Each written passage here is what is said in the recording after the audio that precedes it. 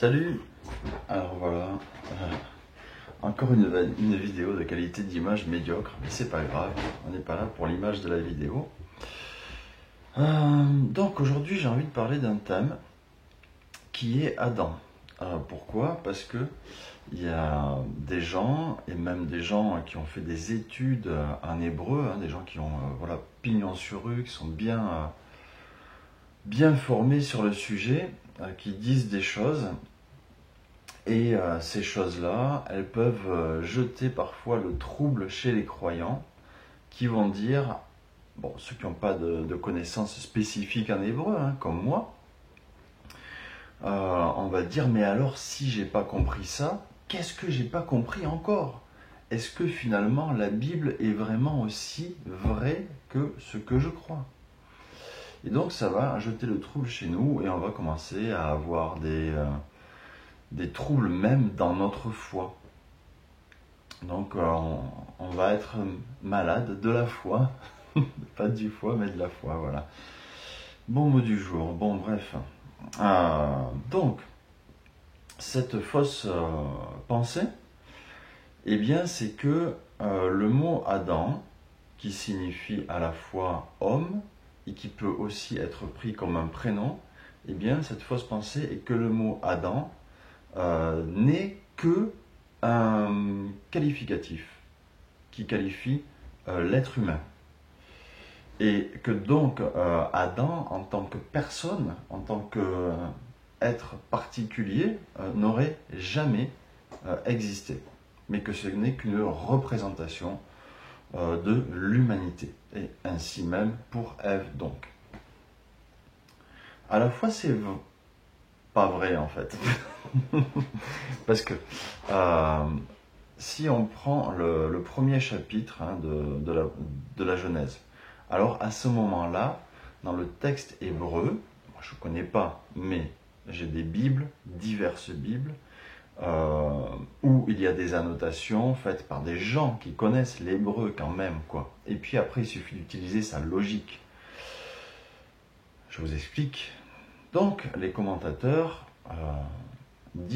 sont quasiment tous d'accord pour dire qu'au début, premier chapitre, Adam est utilisé avec un article qu'on traduirait en français l'Adam ou l'homme ou l'humain ou le glébeux pour être la traduction vraiment littérale, donc celui qui est tiré de la terre, et là ça représente l'humain dans sa généralité. À partir du chapitre 2, en revanche, il y a un moment où il n'est pas bon que l'homme soit seul, dit Dieu.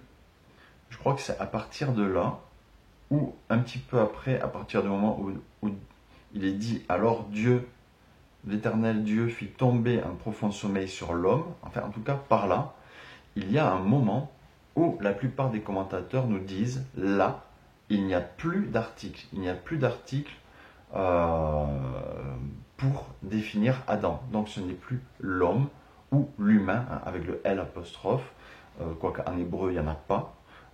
Mais en tout cas là, on ne dit plus ça. On dit c'est un prénom. Ça définit une personne, quoi, en elle-même. Donc c'est un Adam, donc un homme, ou Adam, un prénom. Un prénom, un nom que Dieu donne. Maintenant, ça on peut en douter. Mais quand on poursuit l'histoire, on poursuit l'histoire, il y a l'histoire avec le serpent qui va détourner l'homme et la femme de Dieu. Donc là, on peut dire, oui, on peut encore prendre les choses dans la globalité de l'humanité, c'est encore possible. Ensuite, Dieu chasse l'homme, l'humain, là il les chasse tous les deux, l'homme et la femme du jardin d'Éden, parce que quand il dit, Dieu fit à Adam et à sa femme, alors on peut encore forcer le trait, si on veut vraiment, vraiment nier les choses, On peut encore dire oui, c'est les hommes et les femmes. Hein. Voilà, ça représente la globalité des hommes et des femmes. Il leur fit des habits de peau et puis il les chassa loin du jardin d'Éden. Hein. Alors on peut encore tordre la parole de Dieu, hein, et dire oui, bon, c'est l'humanité. En revanche, à partir du chapitre 4, là, on commence à avoir des difficultés. C'est là que je dis qu'il faut utiliser sa logique. Hein. Il n'y a pas besoin d'avoir fait des études théologiques. Bon, j'ai fait 2 ans, d'accord, mais j'ai pas de diplôme parce que j'ai arrêté, parce que j'ai trouvé que ça m'a mené dans n'importe quoi. Il y a des très bonnes choses, mais attention où on met les pieds et attention à ce qu'on veut faire après. Attention à l'appel que Dieu vous donne. Donc, pour moi, c'était pas bon de continuer les études théologiques, c'était pas bon d'acquérir un diplôme en théologie, et c'est pas bon pour moi de trop réfléchir. Je préfère marcher à l'Esprit de Dieu, recevoir ses révélations et les vérifier dans la Bible.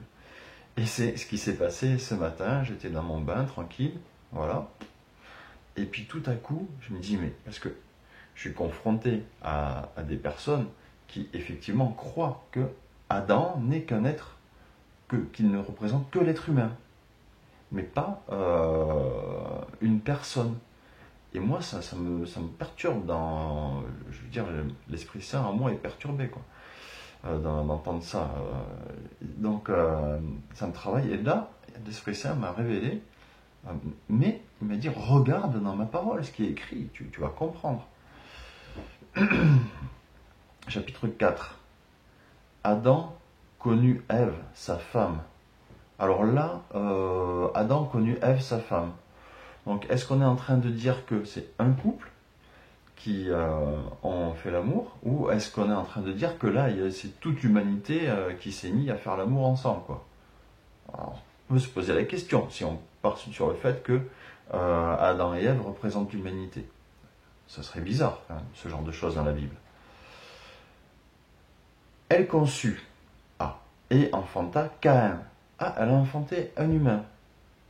Et après, on verra qu'elle enfante aussi Abel. Alors, Abel et Caïn, c'est les enfants de toute l'humanité.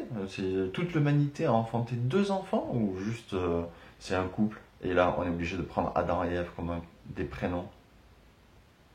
Il faut se poser la question. Et ensuite, Adam connut sa femme. Bon, bref, il eut encore un autre fils, Seth, voilà, il connut encore sa femme. Hein. Parce que connaître bibliquement, voilà, ça veut dire faire l'amour.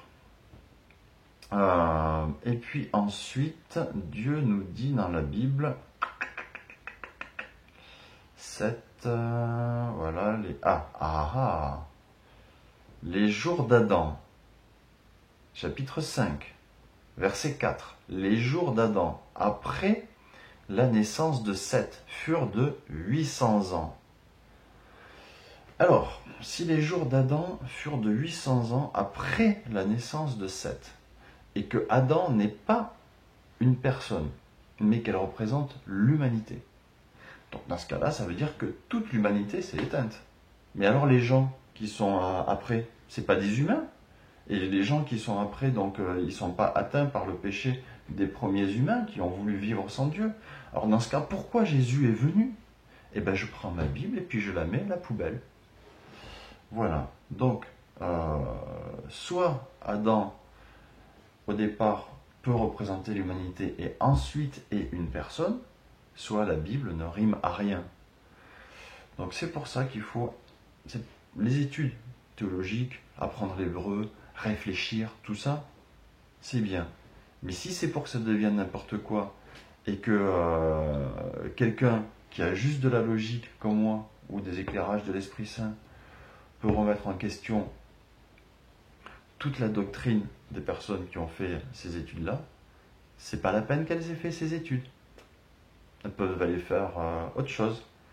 Hein, CAP boulanger, c'est un métier très très honorable. Et ça rendra plus service que de faire de la théologie. Voilà, donc je ne veux pas être méchant ni être moqueur. Mais ce que je veux dire, c'est qu'il ne faut pas s'arrêter sur un chapitre de la Bible et puis faire une doctrine dessus. Il faut prendre toute la Bible et voir ce qu'elle dit. Et après, on peut revenir sur le chapitre sur lequel on avait envie de bâtir une doctrine ou une théologie et voir si ça colle avec le reste. Si ça colle pas, bah ça colle pas. On passe à autre chose. Voilà, soyez bénis.